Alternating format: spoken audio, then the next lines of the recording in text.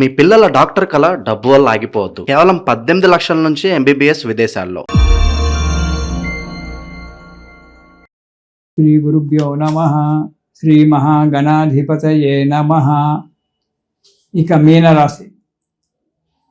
ఈ ఆషాఢ మాసంలో మీనరాశి వారికి చేసే వృత్తి వ్యాపారాలలో మంచి ఫలితం కనబడుతుంది. అంతకుమించి ఖర్చులు కూడా రావచ్చు, కానీ ఫలితం మాత్రం వచ్చి తీరుతుంది. శుభకార్యాలు చేయడము లేదా శుభకార్యాలలో పాల్గొనడము జరుగుతుంది. దీర్ఘకాలికంగా ఉన్నటువంటి ఒక సమస్యలన్నీ కూడా పరిష్కారం కావడానికి మంచి సమయం ఉంది. మంచి మిత్రులు లభిస్తారు. కొంతమంది ఆత్మీయులు దరిచేరి మీకు సహాయ సహకారాలు అందిస్తూ ఉంటారు. కానీ ఒక్క విషయం, ఆరోగ్య విషయంలో మాత్రం చాలా జాగ్రత్తగా ఉండండి. ఎక్కడ కూడా మీరు మీడియేటర్గా మధ్యవర్తిత్వాన్ని ఎక్కడ కూడా చేయకుండా ఉండడం మంచిది. దానివల్ల కొన్ని ఇబ్బందులు రావడానికి ఆస్కారం ఉంటుంది. కొన్ని ఇబ్బందులు ఏంటి, చాలా ఇబ్బందులు రావచ్చు. ప్రతి విషయంలో ఆచితూచి మాట్లాడండి. ఆచితూచి అడుగు ముందుకు వేయండి. ఈ నెలలో మీరు బాగా ఆలోచించి ఎక్కడైనా పెట్టుబడులు పెట్టేదుంటే ఆ సంస్థ గురించి ఆలోచించి పెట్టుబడులు పెట్టండి. కానీ అనాలోచితంగా 10 మంది పెడుతున్నారు కదా అని చెప్పి నేను పెడతానని చెప్పి పెట్టుకోండి. పెట్టుబడులు పెట్టుకోవడానికి మంచిదే ఉంది, కానీ ఆ సంస్థ గురించి బాగా ఆలోచించి నిర్ణయం తీసుకోండి. ఇక మొదటి వారం కనుక చూసుకున్నట్టయితే ఆదాయం బాగా ఉంటుంది. చేసే వృత్తిలో వ్యాపారాలలో ఆశించినటువంటి యొక్క ఫలితాన్ని పొందుతారు. యత్నకార్య సిద్ధి. ఏ కార్యక్రమం గురించి అయితే మీరు ఆలోచన చేస్తున్నారో, ప్రారంభించాలంటున్నారో అది సిద్ధిస్తుంది. బంధుజాలం పెరుగుతుంది. నూతన బంధువులతో కలవడం జరుగుతుంది. మనశ్శాంతిగా ఉంటుంది. ఇక రెండవ వారంలో కొన్ని ఇబ్బందులు రావచ్చు. కొద్దిగా డబ్బు కూడా ఎక్కువగానే ఖర్చు కావచ్చు. ఎప్పుడు భయంగా ఉంటుంది.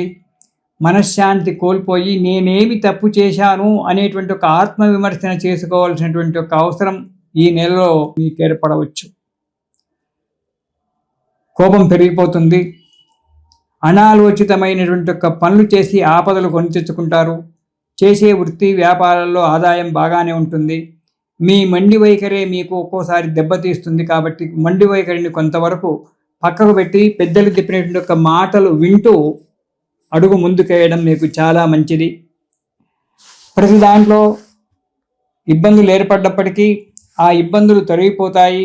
మానసికమైనటువంటి ఒక చింతన కూడా తొలగుతుంది.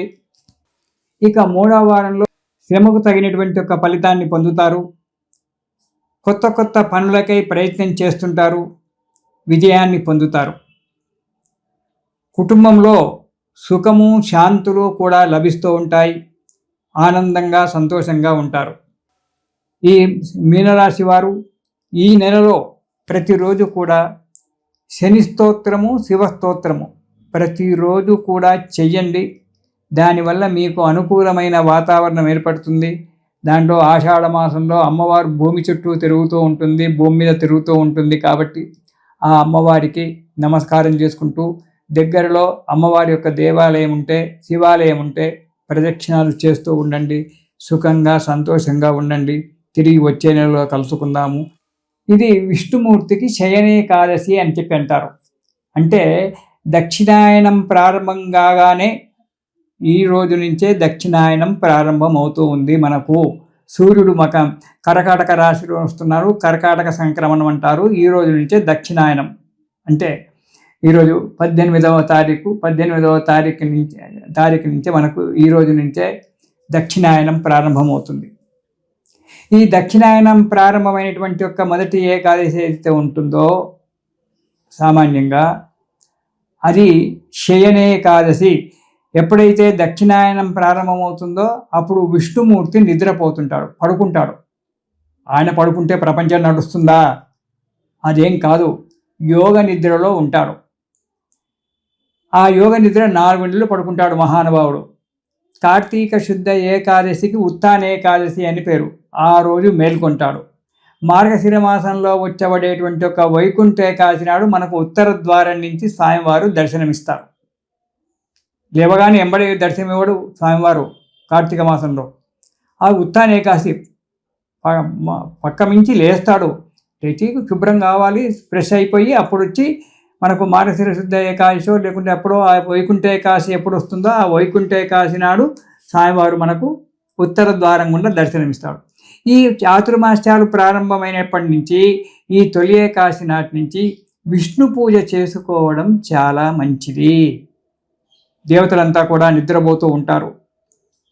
పూర్వకాలంలో అయితే ఈ దక్షిణాయనంలో ఏ కార్యక్రమాలు చేసేటువంటి వారు కాదు, చాలా మటుకు తప్పని పరిస్థితుల్లోనే చేసేవారు, భగవంతుడు నిద్రపోయినాడని చెప్పి. అయితే ఈ దక్షిణాయనంలో మనము రేపు తొలి ఏకాదశి నుంచి విష్ణుమూర్తి యొక్క ఆరాధన చేసుకోవడం చాలా మంచిది. స్వామివారికి తొలి ఏకాదశి నాడు పొద్దున్నే తలంటి స్నానం చేసుకొని విష్ణుమూర్తి యొక్క విగ్రహాన్ని పూజ చేసుకొని స్వామివారికి ఈ ఒక రోజులు మీకు 4 నెలలు వీలు కాకపోతే ఒక్క నెల రోజులు కూడా వీలు కాకపోతే ఒక్కరోజు ఒక వారము ఆ స్వామివారికి అష్టోత్తర నామాలు చెప్తూ తులసీ దళాల చేత పూజ చేయండి. ఎప్పుడైతే మనం స్వామివారు సేవించినారో తులసీ దళాల చేత గనక మనం స్వామివారికి విష్ణుమూర్తికి గనక మనం సేవ చేసుకున్నట్టయితే కార్యక్రమాలన్నీ కూడా మనకు నెరవేరుతాయి. ఇది మనము ఆషాఢ శుద్ధ ఏకాదశి నుంచి మనకు చాతుర్మాస్యాలు ప్రారంభమవుతాయి.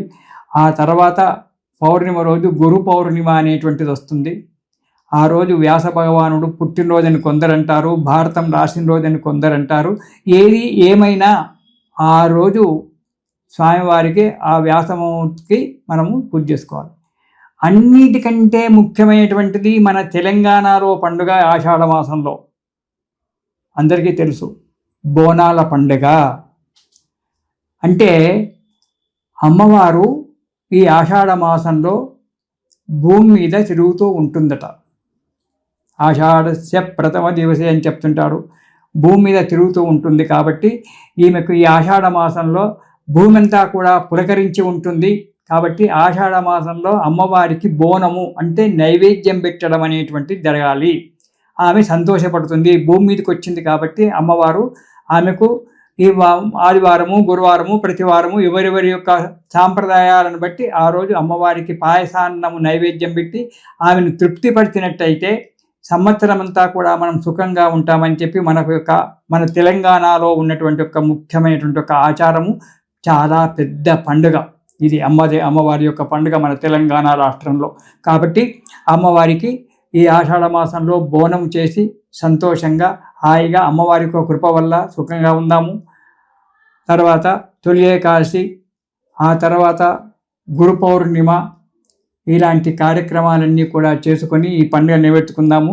తిరిగి వచ్చే పండుగలు శ్రావణ మాసం నుంచి మనకు చాలా పెద్ద పండుగలు ప్రారంభమవుతుంటాయి. అప్పుడు కలుసుకుందాము. ఇది శుభం.